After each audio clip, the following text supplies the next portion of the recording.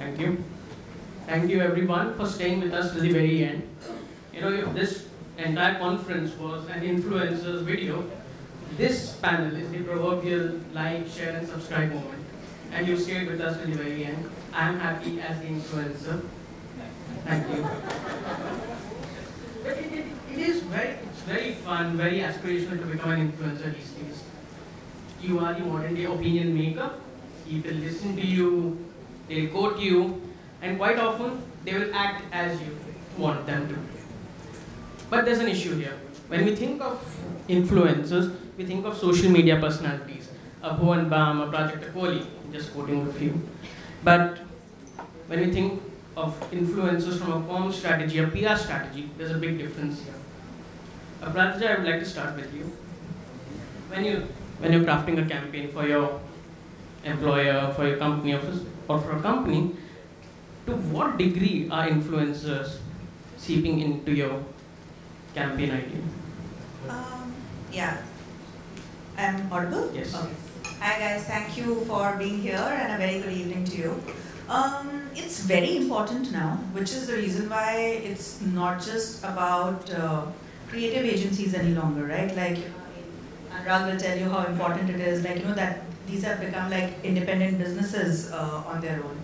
So if you really want to add authenticity to your brand, you will look at influencers as being, one of the ways to do that. And that's because here it's not the brand which is reaching out to the audience. Like, it's not like push communication, it's more pull communication. You're giving people a chance to see your brand in the life of people they follow, which becomes very important because you want to build relatability as well. Having these big sort of like glitzy Bollywood names or musicians, etc., can sometimes also be a little alienating, So for reach, for authenticity, for engagement, I believe it's very important. You make an interesting point here because the consumer has become very intelligent. A few years ago, we all realized one could say, the limitations of a Bollywood celebrity endorsing something. Has the consumer reached that stage with an influencer as well? Yeah, they are very intelligent. It's like in marketing we say that never ever underestimate your customer or your consumer, right?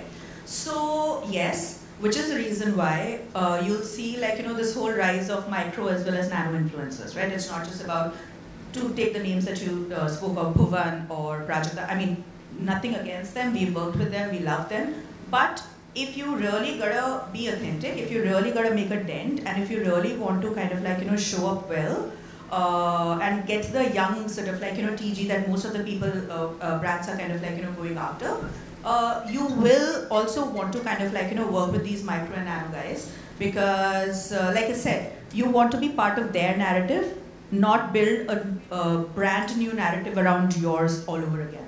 Because your brand communication, your films, etc. are already doing that. Fair. Kunal, when it comes to building narrative, and how often do you suggest an influencer strategy here? So actually we have to understand why we are now seeing influencer being a very important element in our everyday communication planning. Today if you look at majorly what is the consumer behavior change that we have seen, we all had a habitual content consumption habit, which is that morning we'll read newspaper, evening we'll go and watch television, we'll catch up on our monthly magazine, which is a business magazine. But today, if you look at the generation which is changing, they are gone from habitual to a discovery mode where they are discovering the content. And the content discovery is not just happening by the default of choices that they are making, but it is also based on the algorithm that is pushing the content to them. Now, in this world where your content consumption that is happening through algorithm, if you do not make a plan which could possibly get you into the discovery module, because the generation which was reading the newspapers and television are aging, and the new generation that you want to actually talk to, which is maybe my daughter who's a teenage or somebody who's in their early 20s, They're not reading newspaper. They're not even going on an NDTV app to actually find the news. They're actually discovering it over their scroll that they're doing, whether they're scrolling on a Snapchat or they're scrolling on an Instagram. And if you want to get into the discovery module, you have to get in the discovery module through the content creators who are actually creating content and become part of this thing. And as you become part of their discovery module, all your narrative that you're actually setting in, which you used to work basis the fact that you wanted to actually get a media to actually talk and build that narrative. In the similar way, you need to actually build this stakeholder very importantly, because these stakeholders are now communicating to more than 50% of the audience, which is actually you're targeting today for large chunk of the businesses that you're targeting. And like you said rightly, it's not just about content creators. Today, your influencer definition is changing completely. Influencer definition is changing from a perspective that today a lot of founders are becoming influencer themselves. And they're creating very, very good content. Example, Nikhil Kamath is there. You have Akash from Zip Electric. He's creating massive good content on the business side of things. Now, they're not influencers, they're not content creators, they are key opinion makers. Now, we're seeing companies and clients who are actually coming up to us and they're saying that we do not want to work with Bhuvan Bam, but we want to work with maybe an Aman Gupta, a Ghazal, or these entrepreneurs. So go to a luxury car, a Audi. They do not want to work with these influencers, they want to work with these key opinion makers because their audience base is the peer group that they have. So today, influencer subset is changing. There are micro, there are nano, there are business influencers who are key opinion makers, and all of them become very important when you are actually trying to build a narrative. And that narrative is critical when you are actually planning, when you're doing a media planning and a media landscape, when you're looking at your traditional media, online media, this becomes very, very critical. You make some interesting points, and you just destroyed a few of my questions by mentioning these names, but that's all right. Anurag, you talk to influencers day and night. A few years ago, the rage was micro-influencers with that dedicated community following who had not sold themselves to the big bad world. Today, when one thinks of influencer, they're not even personalities anymore. A podcast is an act of influence. So is an appearance in Shark Tank for a young company. What's the change here? How is it changing? And what do you recommend to clients these days? What's working? Good evening, first of all. Thank you for having me. Very interesting. The couple of names that you guys used, Nikhil Kamath, Aman Gupta, Bhuvan, they're all represented by us. So that's 50% above market share in this room. That's first part. I don't think there is a change in the way the trend has moved from a micro to a nano or to a mega. The adoption has changed, right? Discovery has changed. What I mean by that is the influence criteria for each one of them is very different. Just a show of hands, when was the last time any of you bought a phone without going on YouTube to check a review? How many? Right? How many bought a car without going and, by going and checking a YouTube review? Instagram, right? That's fundamentally what it is. Purchase decisions is moving a huge way towards authenticity. And authenticity is not just about whether you trust them or you don't trust them. It's also about the information that comes to you in the format you like or you've been liked in the last few months, years, right? That's where the whole shift is. A micro, nano, mega, these are all interesting terms because it's about how many followers you have, how many people you have. Someone with less than 2,000 followers may have a much larger impact because the next door neighbor actually wants to know, where did you eat? What are you wearing? What are you driving? What do you think about the car you bought? It's the power of that influence, right? So that's the shift that we try and, with Aparajita, we work a lot. And there are many brands that have a common question, right? I think our question reply is very simple. In the best way possible, you're reaching your audience in the language they understand. That's fundamentally the attention you have, which is 15 seconds to about 3 minutes. Make the best of it and use the best platform, which is a creator. But this word authenticity. It's a very abstract word. You cannot quantify it. It's different for each person. I loved Sachin Tendulkar. My father hates him and prefers Rahul Dravid. Both of them are excellent people. Both of them are very authentic to their craft and the skill and the way they've taken Indian cricket when they were playing. So, I want both of you to answer. When it is so hard to judge this, how do you decide in the end? What are the metrics do you use? Okay, this person, this platform is the right fit. I'll probably take it before, but authenticity is not about their credibility alone. It's about their authenticity towards their creativity and craft, right? So there's a slight difference. What you're saying are subject matter experts. What we're talking about when you talk about digital influence is about how true they are to what they're creating. That's authenticity. The people are following them and are liking what they create because of the creativity first. So being authentic starts with that. And then obviously you have different reasons of expertise, whether it's a Sonia Shenoy who's an expert in business news, or whether it's a comedian who's a great guy at comedy. That's when you come into credibility. I would like to add here that authenticity is not about just the influencer. It is about the collaboration and the creation that you're doing together. You cannot possibly expect a fitness influencer to actually endorse a KFC and a junk food brand. So authenticity, also sometimes there are brands who, and adoption is happening very quickly, and a lot of people want to actually utilize influencer exactly like they want to utilize other form of media. They're not giving the right of creation to the content creators. They are content creators. They may know their audience base. We need to just give the guardrails of the brand and their marketing guardrails. We need to let the content creation power be with the content creator. That is where the authenticity comes, because he knows his audience. If he's able to create authentic content, it will be more relatable. It will not look a brand endorsement. Recent example, one of the work that I think we both were involved, Bold Care, where Ranveer Singh has promoted and talked about men's wellness. It is a subject which is a taboo subject, which needed a man who actually has that kind of a persona who could possibly talk of this subject boldly.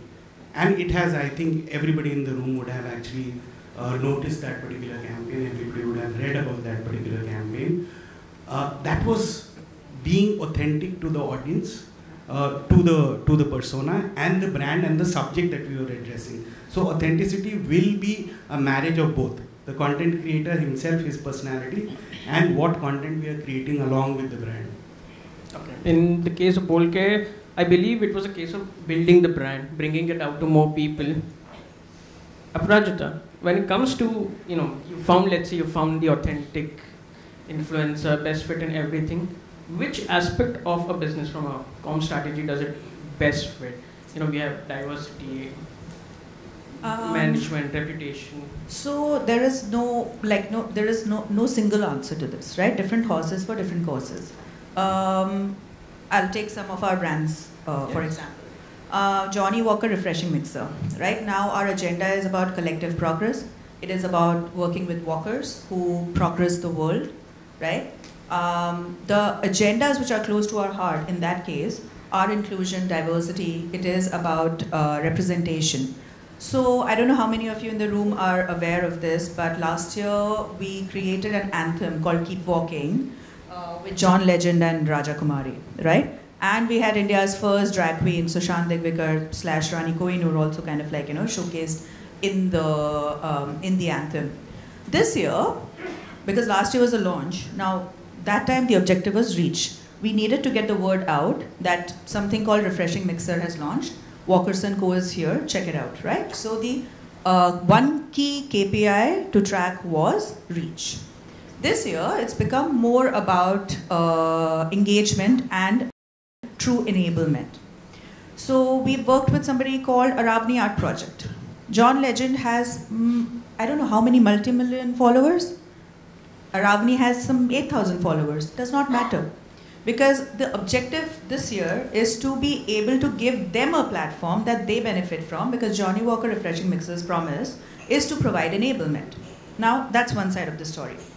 On the other side, Royal Challenge, packaged drinking water, or McDowell's soda, they are all massy brands, and there, whatever we do, it's all about just reaching to the right target audience in the right moment, like Anurag was talking about, with the right messaging.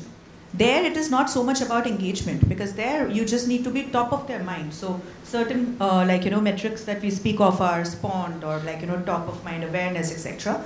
So those are the check boxes that you need to fill. So I mean, I wouldn't say that there is one objective that you go out with. It's like different things. So if we are launching a single malt tomorrow, we're not going to go to your sort of like the massy creators. We are only going to speak to, say, a Veer Sangvi, who becomes a KOL, key opinion leader, to build that up for us. So yeah.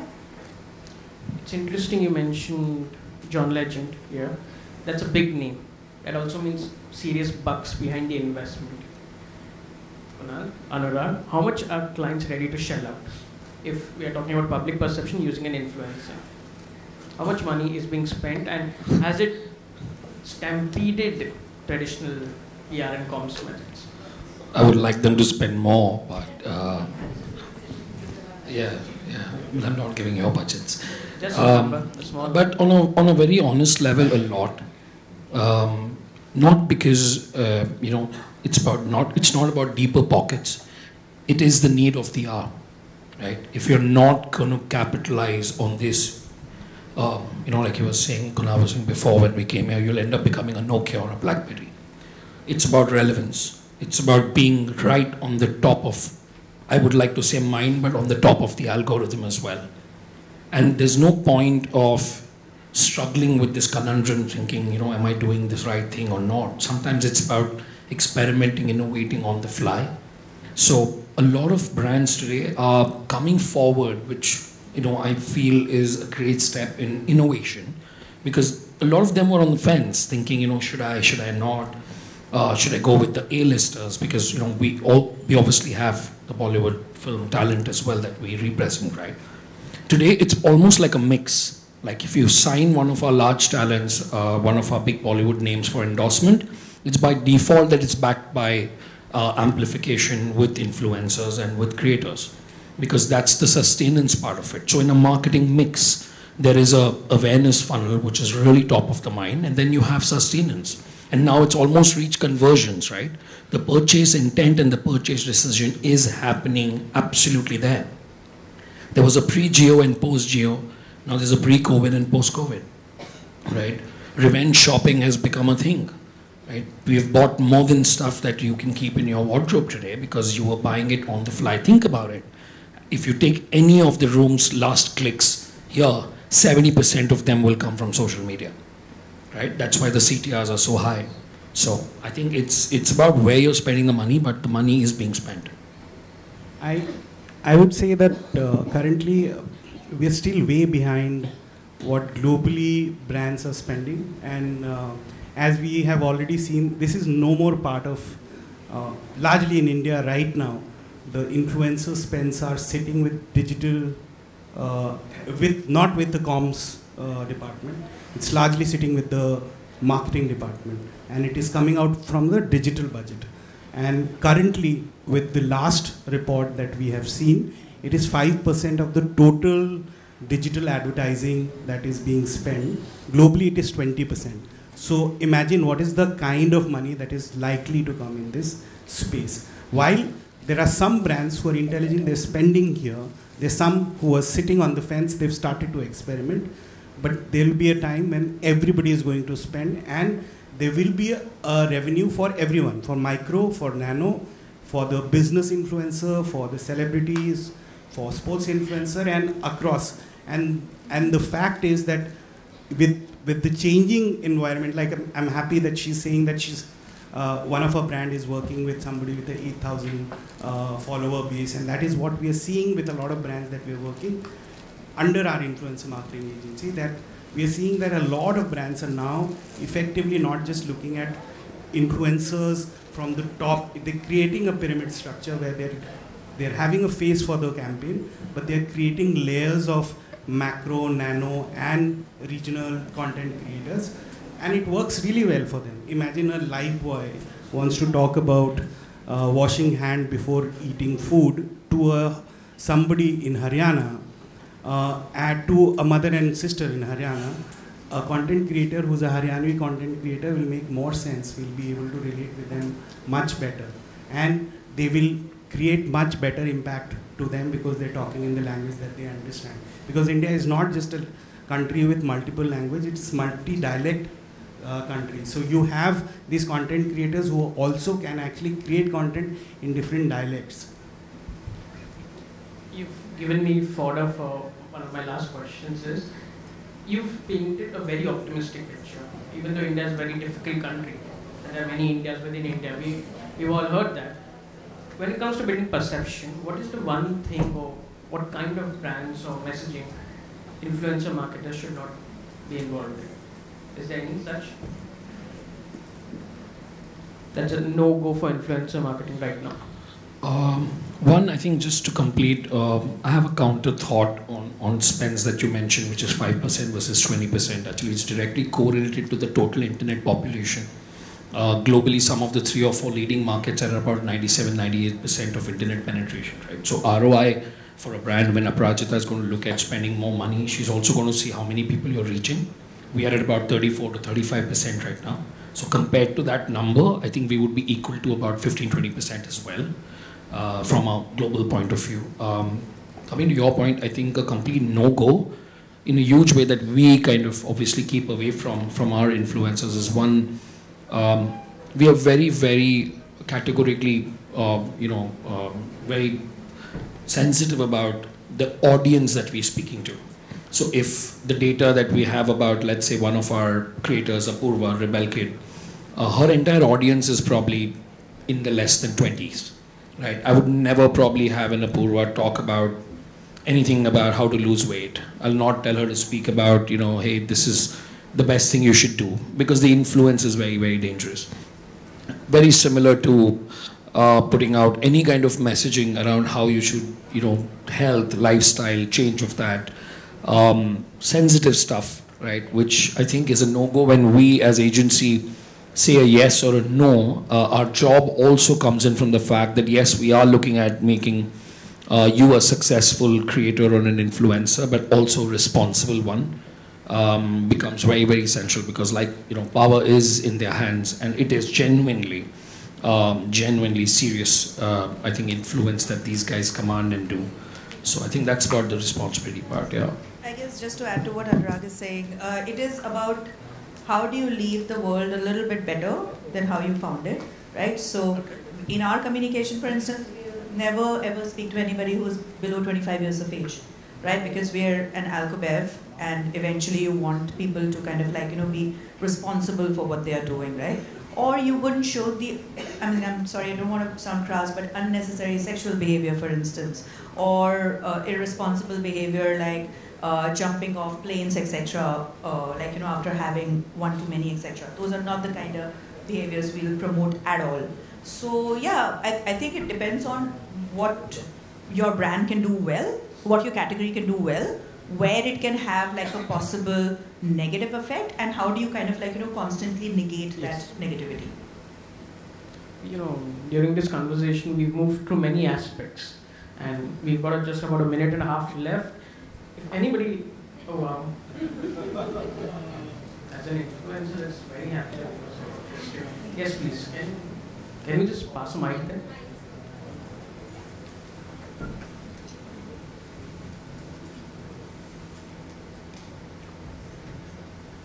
Hi, my name is Savi. I'm a performance marketing specialist and consultant, and also founder of a SaaS startup. My question is to the entire panel. With influencers, do you agree that the trust has massively gone down in influencers these days? Because first of all, everyone knows that most of the products and brands that they endorse are either through a sponsorship or a paid collaboration. And plus Instagram also, you have to put that it's a paid collaboration. And the second issue is that it's a well-known fact that influencers don't just buy followers, they also buy engagement now. Before, brands could, track if the influencer is genuine by seeing the engagement, but now they can buy engagement also. So how do brands and agencies deal with this issue, and do you agree with the fact that the trust has gone down? I'll answer your first question first. So influencer, in the beginning when we were actually using influencer, we largely were looking at influencer largely from just creating false belief that the product that they are endorsing is what they are consuming and what they are wearing effectively. Today is the time when they are talking about it. They largely, the awareness in the consumer is there that they are creating awareness about a specific new product that has come in the market. Whether they are using it or not is not something that they are, as a commitment they are doing. So like in outdoor advertising, you create a visibility for a brand, or in any other advertising form, you are creating visibility for a brand. You're utilizing influencers also now for creating. So if effectively it will going to become a awareness driving platform, it won't remain. There will be certain level of communication which will create trust factor, and which Anurag has spoken about, authenticity in terms of creation of the product together with the creator. Coming to the engagement and buying, as the technology is coming in, all this is visible. We have our in-house proprietary tool which allows us to actually see effectively where there are non-humans, where there are bots. We can actually tell you in percentages where the engagement has been boosted through algorithms. So it is difficult now because like BigBang or Clan or One Impression, there are many platforms today which allows you to actually map the authenticity of the content creator, and that allows a very, very authentic, that allows the brand to take a very informed decision and say that, okay, if there are about 100% that they are talking about, we are only getting 70%, which is the actual number, and we live by that. And this is what we negotiate when we are pricing, we are negotiating that. Just I'm sorry, but just run out of time. AMC is staring at me, I have to rush out. We'll all be going outside. We'll just chit chat about tea and coffee. And you can ask all the questions for everything. Thank you so much. Ladies and gentlemen, we can just move outside. I know everyone loves to talk about influencers, but we really run out of time. The video is over. Thank you guys. See you next time. Thank you so much. In the next video.